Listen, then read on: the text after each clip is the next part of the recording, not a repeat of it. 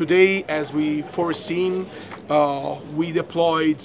and we have our observers all across the country observing the electoral day, and all the single phases, of course, of this very important electoral day. Will be able to observe not simply the opening, the closing and the counting, but we pay a specific attention also to the collation of the data, and so we will observe also the transport of the paper ballots and all the relevant material to the collation centers, as it is foreseen by the legal framework of Zimbabwe. Our observers are around 150. Among them we have long-term observers that have been deployed weeks ago to see also to assess the pre-electoral phase, including the electoral campaign and the electoral campaign environment. We do have short-term observers. We do have also some staff diplomats from the EU member states embassies together also with the additional French states, Canada, Norway, Switzerland, that are also joining our efforts, and they sent also additional resources to cooperate together with us. I would like to remind to all of you that we have an extremely strict code of conduct that is based on our long-lasting experience in electoral observation mission, and of course that ensure a very strict and firm impartiality, objectiveness of our people on the ground. For what I can, it's maybe too early to give you insightful and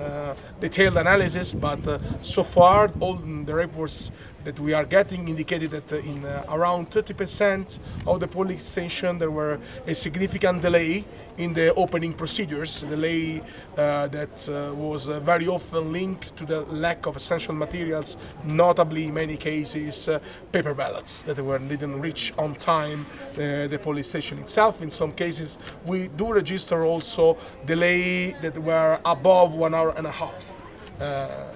At the same time, of course, we will continue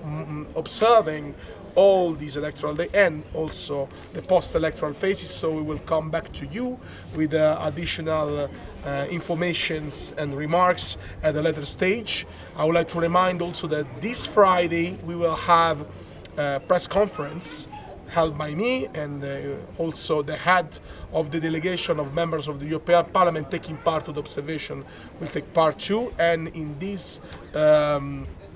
press conference we will share with all of you our preliminary assessments with our first draft and analysis, on which we will explain you not simply our point of view on the electoral day, of course, but also in all other phases we observed so far, including remarks on the legal framework, including remarks on the campaign environment, including remarks on the electoral environment, and all the other relevant pertinent information. I will continue myself personally to be deployed, not simply in Harare. I will also go outside to see the situation in the rural areas surrounding Harare, and our people are really widespread all across the country. We are observing even the most remote area, the most difficult to access in the country, to really have a clear view, a very complete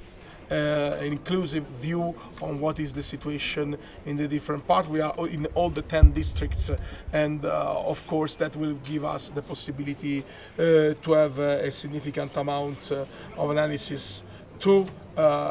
manage and handle with the most complete possible way this mission. That is very important to have a general overview of the whole country. Of course, urban areas are normally much more accessible both for observers than also for medias. In rural, we have to pay additional significant efforts for logistics, for example, to reach them and deploy people on the ground, but still they are a very important component of the country, and we want to have all these analyses, all these reports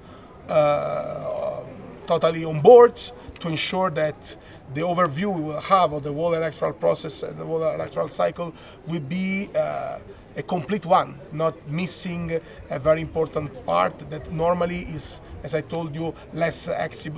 easily accessible for the observers and also for the media. That's why also we paid this effort to cover in a very balanced and in a very widespread way all the country, in all the 10 districts.